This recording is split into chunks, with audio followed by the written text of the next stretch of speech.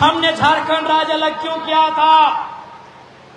यह सवाल एक विधायक का नहीं है, यह सवाल हर एक झारखंडी जनमानस का होना चाहिए कि हमने आखिर क्यों 88 वर्षों के संघर्ष, 88,000 से ज्यादा लोगों का संघर्ष, बलिदान, तप, त्याग, तपस्या के बाद हमने अगर झारखंड राज्य लिया तो क्यों लिया? हमने झारखंड राज्य लिया था अच्छी स्वास्थ्य व्यवस्था के लिए, लेकिन आज सूचना आप सबको भी मिली है कि हमारे राज्य के महानायकों में से एक आदरणीय सम्मानित दिसम गुरु शिबू सोरेन अस्वस्थ हैं, बीमार हैं, उनका इलाज चल रहा है। मैं दुआ करता हूं, आप सभी दुआ और प्रार्थना करना कि गुरु जी ठीक होके आए। लेकिन सवाल तो बनता है कि आखिर आपने क्या व्यवस्था बनाई इन 25 सालों में कि गुरु जी का इलाज हम झारखंड में नहीं कर पा रहे हैं। हम दुआ करते हैं कि गुरु जी स्वस्थ होकर वापस आए, हम प्रार्थना करते हैं गुरु जी ठीक होकर आए। लेकिन सवाल भी होगा कि 25 सालों में आपने कैसा झारखंड बनाया कि हम रांची में, जमशेदपुर में, दुमका में, धनबाद में उनका इलाज नहीं करा पा रहे। तो क्यों राज्य बना था? अच्छी स्वास्थ्य व्यवस्था के लिए। कहां है हमारी स्वास्थ्य व्यवस्था? केवल स्वास्थ्य मंत्री केवल भोकालबाजी करेंगे जाके अस्पतालों में या व्यवस्था को मजबूत करेंगे? ये सवाल बनता। हमने इस राज्य को अलग इसलिए किया था क्योंकि हम लोग शिक्षा के क्षेत्र में भी दबाए जाते थे। आपको जानकारी होनी चाहिए कि हमारे विश्वविद्यालय, शायद रांची में सबसे पहला विश्वविद्यालय बना था 1960 के आसपास, और दूसरा विश्वविद्यालय झारखंड की सीमा में 1990-92 में विनोबा भावे और कुछ विश्वविद्यालय बने, यानी लगभग 30 सालों बाद। यानी लोग चाहते थे कि ये जो हिस्सा है झारखंड का, इसमें खनिज संपदा है, इसमें आदिवासी मूलवासी रहते हैं, इन्हें पढ़ाई की व्यवस्था ना दी जाए। अगर सच में उनकी मंशा होती हमें पढ़ाने लिखाने की, तो दूसरा विश्वविद्यालय 1960 के बाद 1965-70 में बन जाना चाहिए था। लेकिन दूसरे विश्वविद्यालय के लिए हमने इंतजार किया, पूरे 32 साल इंतजार किया। क्यों? क्योंकि सबको मालूम था यहाँ खनिज संपदा है, ये लोग पढ़ेंगे, ये लोग चालाक होंगे, अपना हिस्सा मांगेंगे जो कि उनको देना मंजूर नहीं था, ये आप भी जानते। आज यहाँ के विश्वविद्यालयों, यहाँ के विद्यालयों, महाविद्यालयों की बात करें, चाहे वो जगन्नाथपुर का महाविद्यालय हो या मंझगांव का महाविद्यालय हो, आज जिस प्रकार से व्यवस्थाएं दी जा रही है, आने वाले दिन लगता है वहां स्टूडेंट की संख्या शून्य होकर ना रह जाए। यह स्थिति आज प्रधान की है। ये न आपसे छुपा है न हमसे छुपा है। हमारी स्वास्थ्य की हालत क्या है, ये गुरु जी के दिल्ली इलाज के साथ ही आपने जान लिया है। ये वित्त मंत्री राधा कृष्णन जी के दिल्ली में इलाज कराने के साथ ही आपने जान लिया है कि स्वास्थ्य की हालत क्या है। आज हमारे बच्चे पढ़ने लिखने के बाद हालत क्या होती है, ये आपको भी मालूम चल चुका है कि हमारी शिक्षा व्यवस्था क्या है।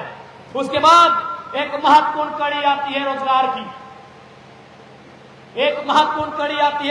की, और हमने यह उम्मीद भी किया था कि जब झारखंड राज्य अलग होगा, हमारे लोगों को अवसर मिलेगा, हमारे नौजवानों को, हमारी नौजुवतियों को अवसर मिलेगा, उन्हें झारखंड नाम के संस्थानों में, सेवाओं में अवसर मिलेगा।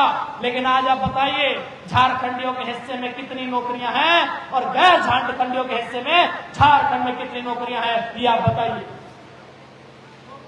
आपके सामने टाटा है, आपके सामने टिस्को है, आपके सामने टेल्को है, आपके सामने नवामुंडी है, आपके सामने जादूगोड़िया का यूरेनियम है, आपके सामने लावा गांव सरायकेला का सोना है, आपके सामने रोंगटा है।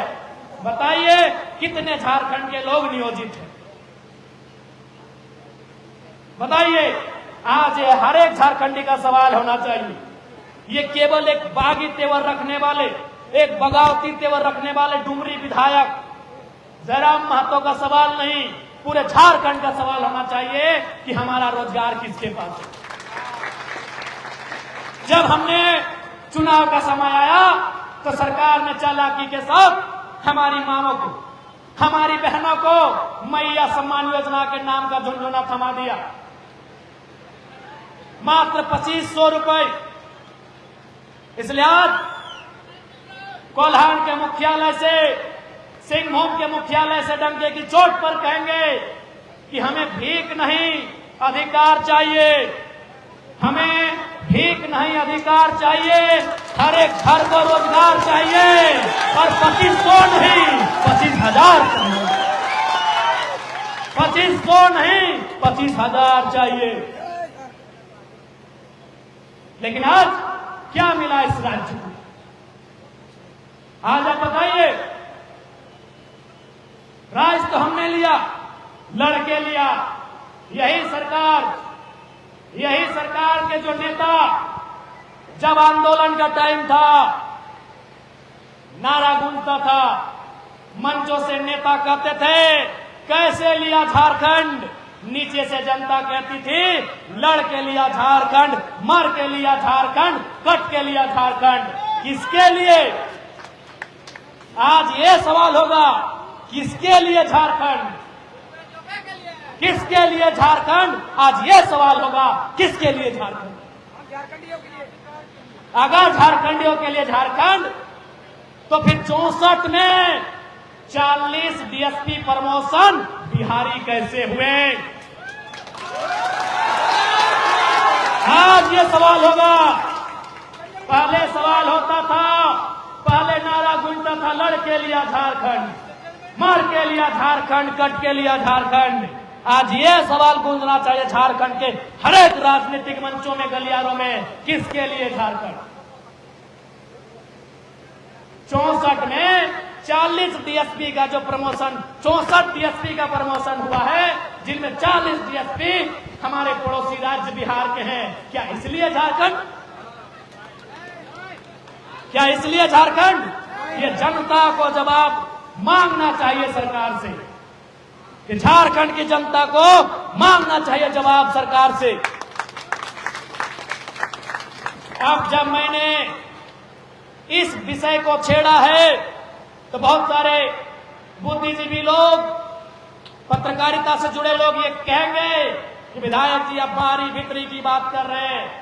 तो मैं आज स्पष्ट कहना चाहूंगा, तमाम जनता को कहूंगा, मीडिया हाउस के बुद्धिजीवी लोगों को कहूंगा, ये बाहरी भीतरी की लड़ाई नहीं है, ये छोटे भाई का तकलीफ, पीड़ा, दुख और दर्द है। हमने कब कहा कि हम बंगाल को नहीं जानते हैं? हमने कब कहा कि हम बिहार को नहीं मानते हैं? हमने कब कहा कि हम उड़ीसा को नहीं पहचानते हैं? हम बंगाल को भी जानते हैं, बिहार को भी मानते हैं, उड़ीसा को भी पहचानते हैं। वो तीनों हमारे बड़े भाई हैं। उड़ीसा 36 में बना, वो हमारा संजला भाई है, हमसे ऊपर वाला।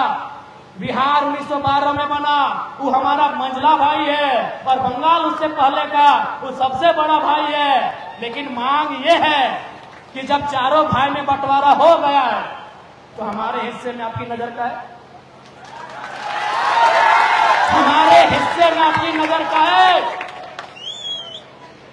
हमारे हिस्से में आपकी नजर का है? ये कौन सा बाहरी भीतरी है भाई? बाज वेस्ट बंगाल, पश्चिम बंगाल राज्य के पास 88,000 वर्ग किलोमीटर का जमीन है। आज बिहार के पास 94,000 वर्ग किलोमीटर का जमीन है। आज उड़ीसा के पास 1,55,000 वर्ग किलोमीटर का जमीन है। सबसे कम झारखंड के पास 79,000 वर्ग किलोमीटर का जमीन है। तो हमारी जमीन खाली रहे, पड़ती रहे, आपको क्या मतलब? आप अपनी जमीन में कद्दू लगाओ, झींगा लगाओ, गाजर लगाओ, मुरई लगाओ, अरे पुदीना लगाओ, हमको क्या मतलब? आज वो लोग कहते हैं ना कि 12 बीघा में पुदीना बा। हमारे बड़े भाई बोलते हैं ना हमारे इधर उत्तर वाले बड़े भाई ये बोलते हैं ना कि 12 बीघा में पुदीना बा, मेरे बाबा तो चटनी बना के खाओ पियो ना, हमारा कोयला बालू में काहे नजर डालते हैं? ये हमारा हिस्सा है। ये कौन सा बाहरी भित्री है भाई? This is our part. ये हमारा हिस्सा है, हमारा हिस्सा है, झारखंड का हिस्सा है। आप बताइए यहाँ कितने लोग बैठे हैं?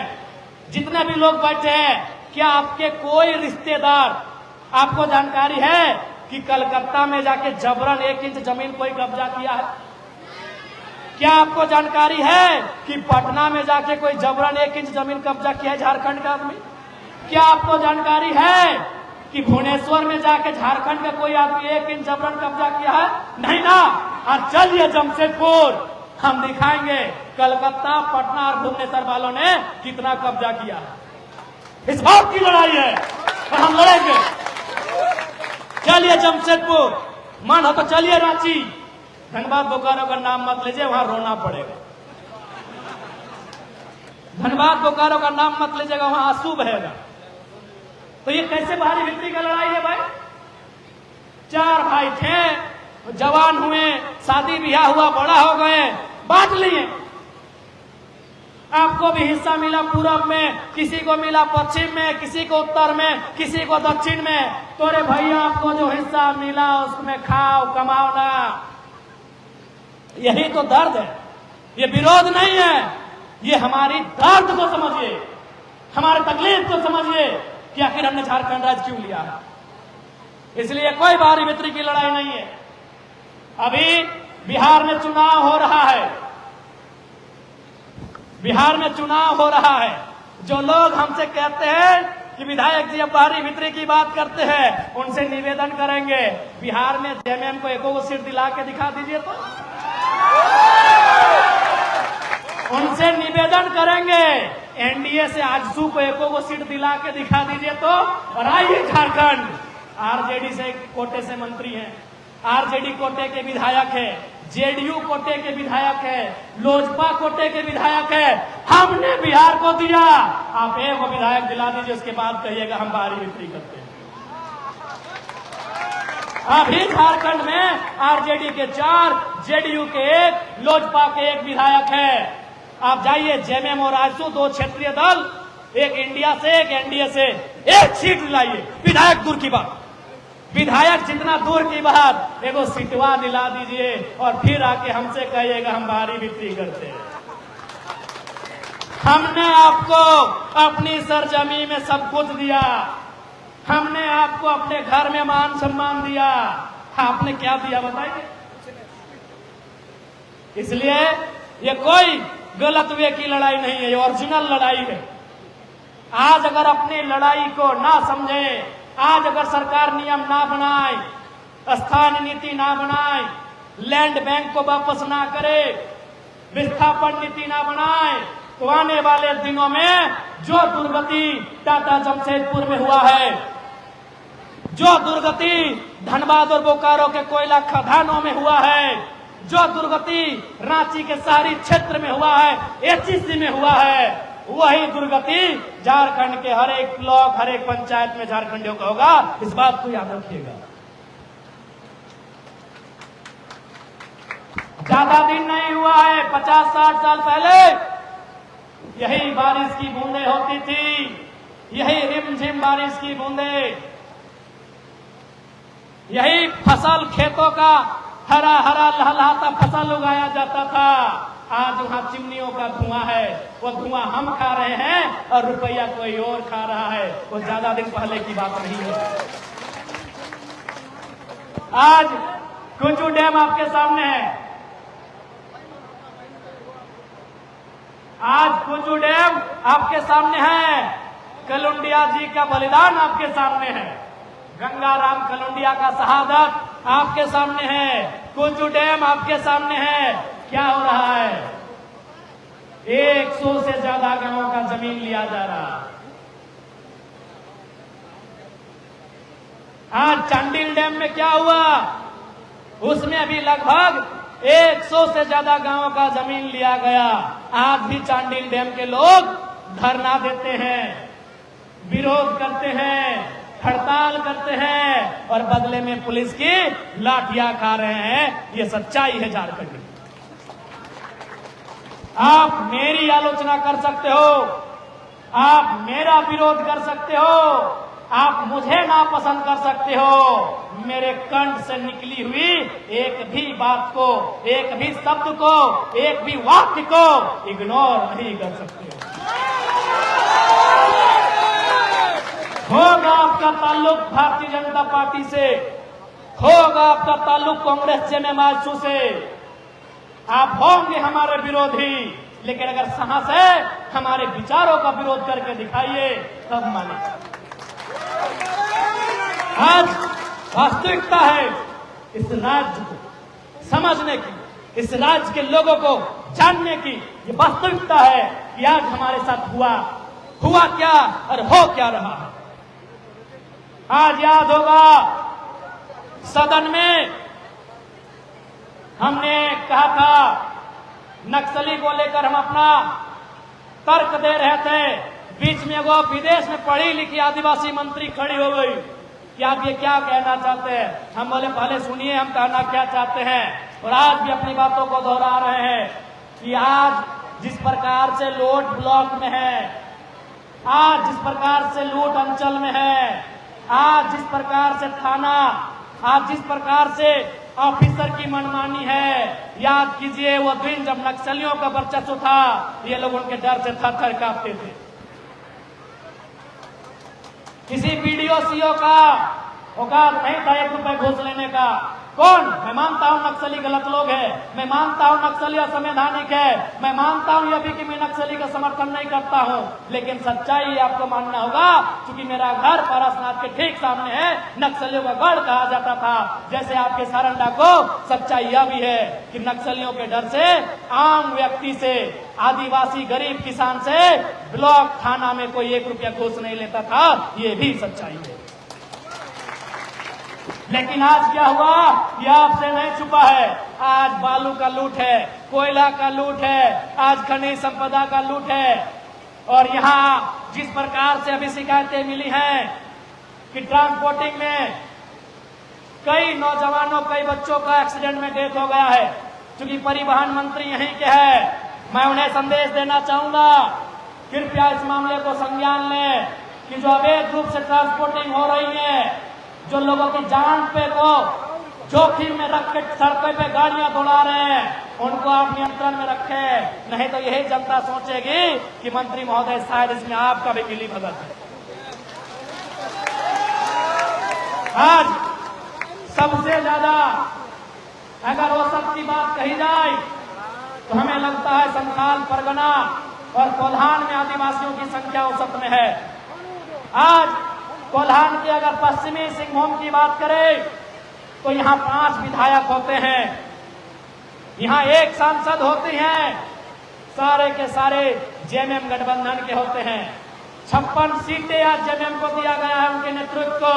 उनसे पूछिए कि अबुआ दिशा में अबुआ राज स्थापित करने में 56 सीटें काफी हैं या 76 देनी पड़ेगी।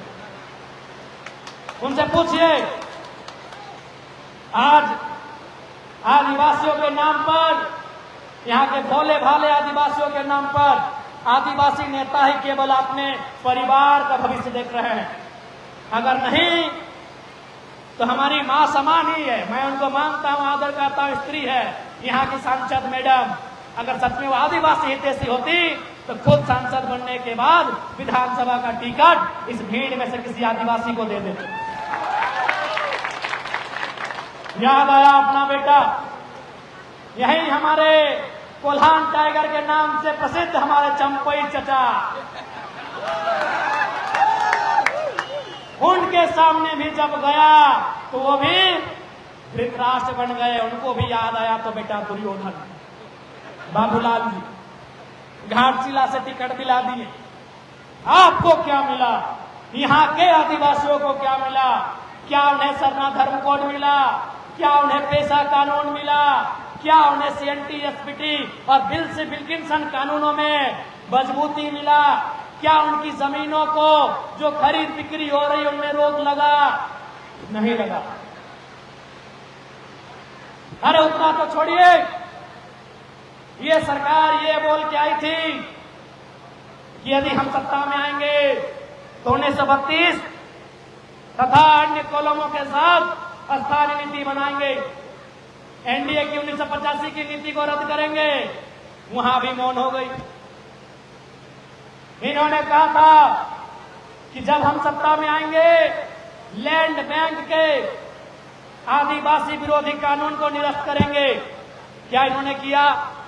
तो आज मैं सरकार से मांग करता हूं कि स्थानीय नीति के साथ साथ एक अध्यादेश लाइए आगामी विधानसभा के सत्र में और लैंड बैंक को ध्वस्त करिए और जैसा उनका था रहे तो जो जोत तोड़ करते थे यह ग्राम सभा उनके अधीन रहे, इस बात को सुनिश्चित करना चाहिए। हमारी लड़ाई जैसा अंग्रेजों के काल में थी, हमारी लड़ाई जैसा भारत बनने के बाद 1947 से लेकर झारखंड बनने तक आज भी हमारी दशा वही है। हमने अंग्रेजों से लड़ा था, यानी ईस्ट इंडिया कंपनी से लड़ा था। आज अभी हमारे सामने वही कंपनियां हैं, बस उनका नाम बदल गया है। किसी का नाम टाटा हो गया है, किसी का नाम बीसीसीएल हो गया है, किसी का नाम सीसीएल हो गया है, तो किसी का नाम कुछ और हो गया है। आदिवासियों को जिस मंसूबे के साथ अंग्रेजों के कालखंड में यहाँ के जमीन, यहाँ के जंगल, यहाँ का खनिज लूटा जाता था, आज भी वही दशा है। आज भी हमें हमारे घरों से खनन के नाम में बेघर किया जा रहा है। यदि आपको अब भी लगे हम झूठ बोल रहे हैं तो यही बगल में जादूगोड़ा चीख चीख के इस बात की गवाही दे रहा है। आज भी आदिवासियों के साथ वही व्यवहार है। मैंने एक पुस्तक पढ़ा है, उस पुस्तक का नाम है सलाम बस्तर, अंग्रेजी में हेलो बस्तर। राहुल नामक राइटर ने लिखा है, वो हिंदी में भी है अंग्रेजी में भी है। उस पुस्तक में बीच में कहीं एक बड़ी गहरी लाइन लिखी है कि ये लोग आदिवासियों की जमीन को कॉमन जमीन मानते हैं। ये पूंजीवादी सोच की सरकारें, ये सामंतवादी सोच की सरकारें, ये महाजनी सोच की सरकारें, ये गांधी के विपरीत के सोच की सरकारें आदिवासी की जमीन को कॉमन जमीन मानते हैं। इनका मानना है कि आदिवासी तो जंगली होते हैं, इसलिए आज भी जादूगोड़ा उसका ज्वलंत उदाहरण है कि आज वो गांव पूरी तरह से चीख रहा है, कराह रहा है, बिलख रहा है, रो रहा है, लेकिन किसी का दया नहीं है कि उस गांव को, उस गांव के लोगों को वहां से विस्थापित किया जाए। विकास का कोई विरोधी नहीं है, खनन का कोई विरोधी नहीं है, विस्थापन होना चाहिए। जमीन के बदले जमीन मिलना चाहिए। उस परिवारों को, उन गांवों को वह सुविधा मिलनी चाहिए जो सुविधा उनके गांवों में कभी थी। आपके सामने है जादूगोड़ा की कहानी। हमें तो एक वाकया याद आया, जब विधानसभा में मैंने जादूगोड़ा का विषय को उठाया, एक मीडिया बंधु ने हमें फोन किया, विधायक जी सचेत रहिएगा, कुछ लोग अब आपके पीछे लगेंगे। क्यों? ना आपने जादूगोड़ा के मुद्दे को छू दिया। अरे भाई, कोई मर रहा है और हम इसको छूने से डरेंगे? आपके सामने चीख रहा है जादूगोड़ा। जमीन हमारी, गांव हमारा, और आज यूरेनियम खनन के नाम पर उस गांव को, आसपास के गांवों को बर्बाद कर दिया गया है। वहां की आधी महिलाएं मां नहीं बन सकती हैं, आधी महिलाएं। कोई अपंग पैदा हो रहा है, कोई आंख से, कोई कान से, कोई पांव से, कोई हाथ से बीमार होकर पैदा हो रहा है। ये स्थिति है जादूगोड़ा की। इसलिए तो मैंने सवाल किया, क्यों झारखंड, किसके लिए झारखंड, क्यों ये बलिदान, क्यों ये संघर्ष, किस दिन के लिए झारखंड? लोग ये कहते हैं कि जादूगोड़ा का यूरेनियम परमाणु बम में काम आता है। जी नहीं, वह केवल और केवल ऊर्जा के लिए काम आता है। इस यूरेनियम से परमाणु बम भी नहीं बनता है, आप लोग जान लीजिए। बहुत लोग आपको ये ठीक है, ऊर्जा का बनना भी आवश्यक है, लेकिन हमारे कब्र पे नहीं, हमारी लाशों के ढेर पे नहीं, हमारी सिसकियों के बीच नहीं, हमारी आंसुओं के बीच नहीं, हमें विस्थापित करके बनना चाहिए, उसका स्वागत है। इसलिए आज झारखंड के जनमानस को सोचना होगा कि आज इस राज्य की दशा क्या होनी चाहिए, इस राज्य की दिशा क्या होनी चाहिए, ये झारखंड के जनमानस को सोचना चाहिए। यही नेता, यही कल्पना जी बहुत बड़ी बड़ी बातें इन्होंने किया सभी मंचों में। हमारी बहन लोग को भी लगा कि कल्पना जी भी एक महिला है, उनसे जुड़ गई, आज वो दिख नहीं रही है, बस विधानसभा के कार्यक्रम में दिखती है और उस दिन अच्छा से जाती हैं जब उनका बहस होता है, क्योंकि कैमरा में आना हमने नोटिस किया। आज माननीय मुख्यमंत्री, अभी देखिए बड़ा बड़ा होर्डिंग बगल में लगा होगा कि शराब नहीं पीना है, नशा को नो, सिगरेट को नो, अफीम को नो, और गांव गांव में दारू बांटने का प्लान शुरू है। यानी इसका मतलब क्या है कि सरकार हम लोगों को मूर्ख समझता है। अभी देखिए दीदी, करोड़ों का पोस्टर बनाए हैं मुख्यमंत्री जी और बिल्कुल रेमनी मार के अपना फोटो को एकदम सुंदर एडिट करके एकदम की मस्त मस्त दाढ़ी और बड़ा फोटो, और क्या लिखे हैं कि स्मोकिंग को नो बोलिए, दारू को नो बोलिए, अफीम की खेती को नो बोलिए, और वही सरकार दारू की योजना को गांव गांव में शिफ्ट कर रहे हैं। जनता अगर अफीम की खेती लगाए वो नक्सली और सरकार दारू बेचे तो ये दोहरा चरित्र है हमारी सरकार का। आप पढ़े लिखे उनके चरित्र को जानिए। देखिए पोस्टर सामने है, चाईबासा ब्लॉक सामने है, जाके देख के आइए, बड़ा बड़ा पोस्टर, दारू नहीं पीना है, अफीम का खेती नहीं करना है, सिगरेट नहीं फूंकना है, और सरकार योजना लेके आई है कि आदिवासी का जो जमीन बच खुच गया है, टाटा को देने के बाद, चांडिल डैम को देने के बाद, कुचू डैम को देने के बाद, एचईसी को देने के बाद, बीसीसीएल सीसीएल को देने के बाद, झारखंड के आदिवासी मूलवासी का जो जमीन बच गया है दारू पिला के लेने में सुविधा। आप भले ना बोलिए, आप भले कुछ हो बोलिए, हम धनबाद बोकारो से आते हैं, हमारी आधी जमीन दारू पिला के लिया है, ये भी सच्चाई है। तो सरकार भी वही करेगी। ऐसे भी हम लोग गरीब लोग हैं, ऐसे भी हम लोग गरीब लोग हैं, पढ़ने को सुविधा नहीं, बीमार हो जाएंगे तो सीधे मरिए जाएंगे, बीमार हो गए तो सीधे मरिए जाएंगे। तब क्या करेंगे? पढ़ना है तो खेत बेचिए, इलाज कराना तो खेत बेचिए, बेटी का बिहार करना है तो खेत बेचिए, और उसके बाद भी बच गया तो दारू पिला के खरीद लीजिए। यही है सरकार की सॉलिड योजना। उसके बाद अगर कुछ आपको दिखा इस सरकार में विजन तो बताइए। इस सरकार में अगर आपको कोई विजन दिखा तो बताइए। दीदी लोग को भुलाने के लिए 2500 लाए थे, वो भी टाइम टाइम फीस है अभी।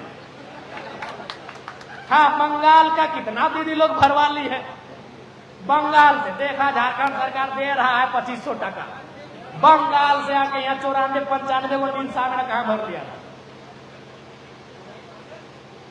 तो इसलिए आज जनता को सवाल करना होगा, जनता को सत्ता से सवाल करना होगा, चूंकि लोकतांत्रिक देश है और लोकतांत्रिक देश आर्टिकल 19 जो हमारा संविधान में इंगित मौलिक अधिकार है वो हमें सवाल करने के लिए कहता है। सवाल करिए, सवाल जितना करेगा उतना बवाल होगा। आप सवाल ही नहीं करते हैं, बवाल ही नहीं होता।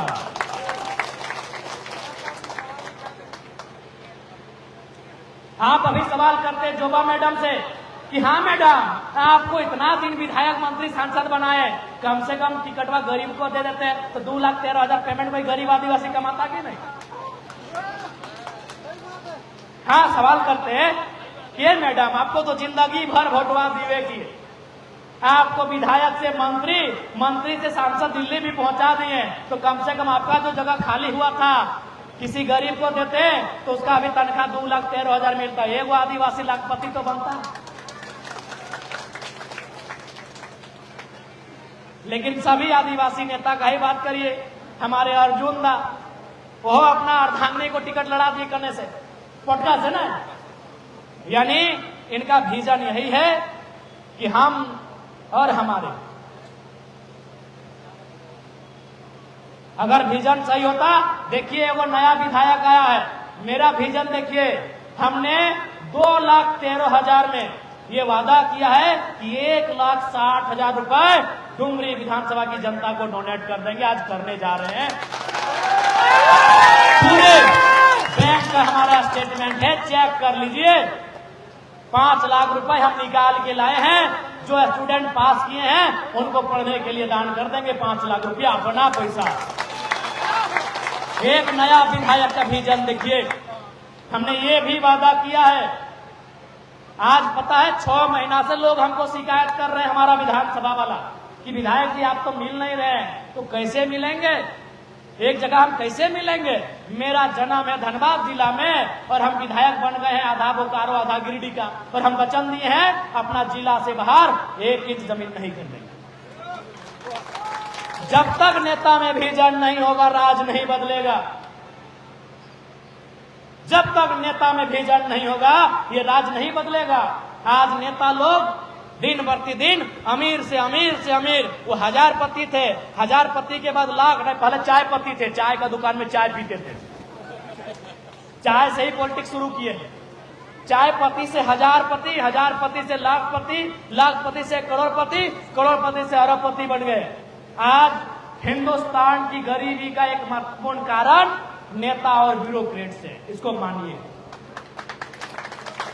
हिंदुस्तान की गरीबी का एक महत्वपूर्ण कारण है नेता और ब्यूरोक्रेट्स। क्यों ना, हम लोग अभी एक वर्ड आया है मार्केट में, अर्थशास्त्र की दुनिया में, इकोनॉमी की दुनिया में एक नया वर्ड आया है, क्रोनी कैपिटलिज्म। कैपिटलिज्म नहीं, क्रोनी कैपिटलिज्म।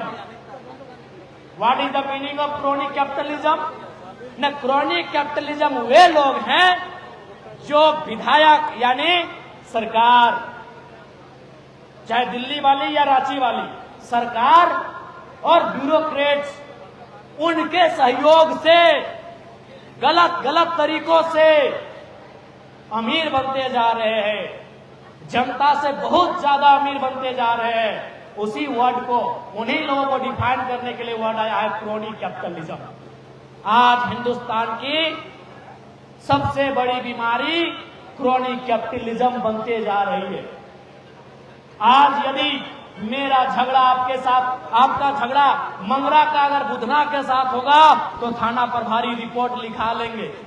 सोच लीजिए, यदि आपने रिपोर्ट अडानी जी के खिलाफ लिखेंगे थाना प्रभारी, उनके हाथ में वो ताकत है, उनकी कलम में वो ताकत है कि वो रिपोर्ट लिखेंगे अंबानी साहब के खिलाफ। यही एक क्रोनी कैपिटलिज्म का स्वरूप जो अंग्रेजों से भी भयावह होगा।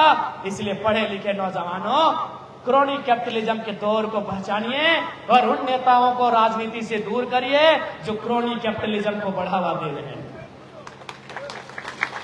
एक नया विधायक जिसने वचन दिया है अपना जिला से बाहर 1 इंच जमीन नहीं खरीदेंगे, क्योंकि अगर हम अमीर होंगे तो जनता गरीब होगी। आखिर हम यदि चाईबासा में 5 एकड़ जमीन खरीदेंगे तो जाहिर सी बात है किसी गरीब का ही जमीन खरीदेंगे। अमीर लोग जमीन बहुत कम बेचता है, वहां वो बिजनेस करते हैं। गरीब लोग जमीन बेचता है लाचारी में, बेबसी में, भुखमरी में, बाप की दवाई में, भाई की पढ़ाई में और बेटी की विदाई में। गरीब मिडिल क्लास फैमिली के लोग ही अपनी जमीन जायदाद बेच रहे हैं। इसलिए एक विधायक आज विजन लेके चल रहे हैं, आज एक विजन लेके चल रहे हैं। आप कितना सफल होंगे नहीं होंगे वो भविष्य की बात है, लेकिन मैंने एक प्रयास किया है, इन धाराओं के बीच बहने का प्रयास किया है। इस नदी की धारा के बीच हम अकेले प्रयास किए हैं। आज ईमानदारी से कहिए, हमारे धनबाद के कई ऐसे विधायक सांसद हैं, अखबार में भी उनके बारे में छप चुका था कि 12,000 करोड़ की संपत्ति, आज मान लेते हैं 15,000 करोड़ हो गया है। और मान के चलिए एक जिला में 2 विधायक सांसद अगर वैसे हैं जिनके पास 15,000 करोड़ है, तो 15,000 करोड़ यानी 15,000 लोग करोड़पति बन सकते हैं, इतना पैसा एगो के पास। जब तक नेता अपने भाईजान को नहीं बदलेंगे, जनता उसी प्रकार 5 किलो के चावल में, जनता 5 किलो के चावल में और 2,500 के मैया सम्मान में ही खुश हो जाएगी, बहुत खुश हो जाएगी। ये तो हम धनबाद का सुना है, कोल्हान भी तो नोट का गड्डी वाला है, इतना इतना कंपनी फैक्ट्री है। यहाँ वाला नेता लोग का भी तो अच्छा खासा पैसा होगा, वो तो भाई मीडिया वाले जानते हैं, लेकिन ये भी जान रहे पावर में है इसलिए नहीं छापेंगे। क्या कीजिएगा, इनका भी घर परिवार है और अभी स्थिति ठीक नहीं है। आज एक दौर था पंडित जवाहरलाल नेहरू को हम याद करते हैं, देश के पहले प्रधानमंत्री, उनका जन्मदिन था और एक मीडिया यानी कवि को भी मीडिया मान ले, एक नौजवान नागार्जुन ने कविता कह रहा है कि वतन बेचकर पंडित नेहरू फूले नहीं समाते हैं, फिर भी गांधी जी को झुक झुक फूल चढ़ाते हैं। पंडित नेहरू सुनते हैं, मुस्कुराते हैं, लेकिन ईडी और सीबीआई का सामान नहीं भेजते हैं। इसलिए आज मीडिया का भी थोड़ा सा आज है कि कहीं ना कहीं चोट पहुंचाई है इन व्यवस्थाओं ने। वही पंडित नेहरू का एक कहीं कार्यक्रम था, मैंने किसी अखबार में पढ़ा था, एक बूढ़ी महिला डंडा ठोंकते ठोंकते आई और सीधे पंडित नेहरू के सामने आके बोले अरे नेहरू, तुम तो प्रधानमंत्री बन गया, हमको क्या मिला? तो बड़ी विनम्रता के साथ नेहरू जी ने कहा कि माँ जी, इस लोकतंत्र में आपको इतना मिला कि आप देश के प्रधानमंत्री के नाम के आगे ना श्री लगा रहे, ना लास्ट में जी, आप रे नेहरू कहा के बुला रहे, ये आपको अधिकार मिला। देश का प्रधानमंत्री न नाम के आगे आप श्री लगा रही हैं, न नाम के पीछे जी, आप रे नेहरू कह के बुला रही हैं, ये लोकतंत्र ने आपको दिया। तो ये मालूम है आपको भी कि कोल्हान में भी 14 गो विधायक बनते हैं और 2 गो एमपी बनते हैं और एक आध तो मंत्री बनबे करते हैं। माफ कीजिएगा, विधायक 14 गो और सांसद 2 गो, और उसी में सरकार किसी का रहे 1 2 गो मंत्री बनिए जाते हैं। पता कीजिएगा इनडायरेक्ट रूप से उनका प्रॉपर्टी क्या है। आज अगर टाटा आपके सामने मनमानी कर रही है तो कारण ये है, आपको भी मालूम है, बोलने में भी डर नहीं है। माननीय मुख्यमंत्री के एक रिश्तेदार का विवाह हुआ था, केवल लाइटिंग के लिए टाटा ने 80 लाख खर्च किया था। काहे आपका सुनेगा, ये आपको भी मालूम है, ये हमको भी मालूम है, और सब जो लोग थोड़ी सी भी जानकारी रखते हैं उनको भी मालूम है कि शादी में 80 लाख रुपए कंपनी ने खर्च किया था, सिर्फ पंडालिंग में और लाइटिंग में। तो काहे वो हमारी सुनेगा। आज अनुमान मान के चलिए, आज पेशा कानून की बात हो रही है, पेशा कानून लागू करने की बात हो रही है, तो पेशा में क्या होगा, बालू पे गांव का अधिकार होगा, खनिज पे गांव का अधिकार होगा। एक बात बताइए, अगर बालू, खनिज, कोयला, बालू, ढेका, पत्थर अगर गांव के लोग का होगा, तो इन लोग जो चुनाव 10 करोड़ 50 करोड़ में लेके आया है जटा बप्पा लोग से कैसे भरपाई करेगा? सोचना होगा आपको, दोनों पहलू कारण को भी सोचना होगा कि भाई बालू कोयला मेरा, खनिज मेरा, निर्णय लेना मेरा, तो फिर उनका क्या बचेगा जिन्होंने चुनाव में खर्चा किया है। और आपको भी मालूम है, सब जरा माता थोड़ी है कि अपना खा के वोट दिया है। नहीं, अभी तक हम बिना पैसा का चुनाव जीते हैं। आगे क्या होगा नहीं होगा वो भविष्य की बात है, आगे हम कितने ईमानदार रहेंगे नहीं रहेंगे वो भविष्य की बात है। लेकिन अभी तो ये सच्चाई है कि हमने लोकसभा का चुनाव और विधानसभा का चुनाव, अपना दोनों चुनाव हमने किसी प्रकार का कोई फंडिंग नहीं किया। आज भी हमें लगता है, आज भी कई घरों में आलू प्याज भरा हुआ था चंदा करके। हम बोले कि नहीं, आप विधायक बनेंगे, इसको रख लीजिए, अब अगला 29 में देखेंगे। तो आज उन चीजों को जनता को समझना होगा, जनता को सवाल करना होगा।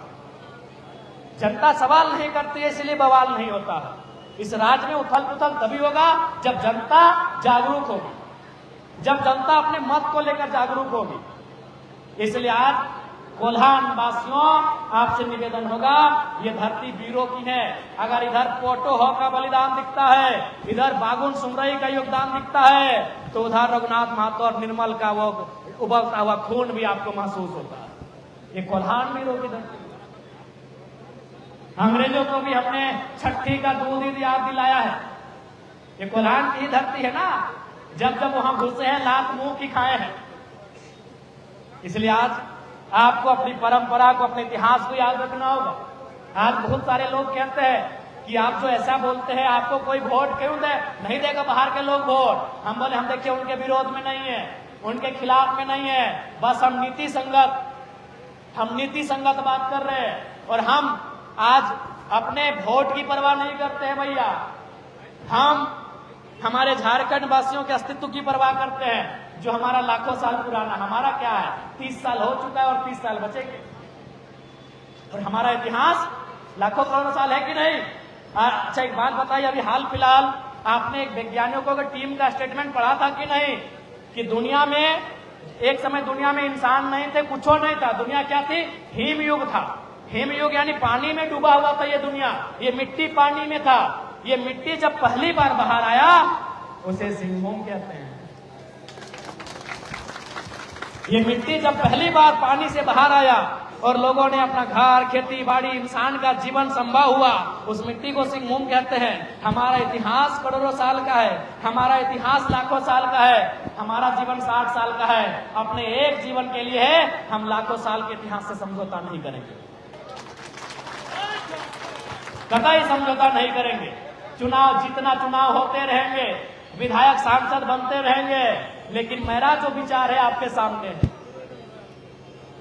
अब झारखंड की जनता को, कोल्हान की जनता को तय करना है कि इस राज्य के नेताओं का चयन कैसा होगा, क्योंकि नेता ही सब कुछ करने वाले हैं। इसलिए आज आपसे हमारा ये करवत प्रार्थना है और बहुत अच्छा महसूस हो रहा है कि चाईबासा की धरती में आज जो बारिश के बूंदों के बीच जो आज हमें ये प्यार दे रहे हैं, माननीय मुख्यमंत्री घबरा गए होंगे कि चाईबासा टाइगर का एंट्री कैसे हुआ। उनको लगता था कि हम ईचागढ़, सरायकेला, खरसवा तक ही हमारा एंट्री ठीक हुआ है, लेकिन आज तो घबराएंगे। हमारे लगता है दीपक दा भी कहीं फोन ऑन करके अपना कार्यकर्ता को डांट फटकार ना करे।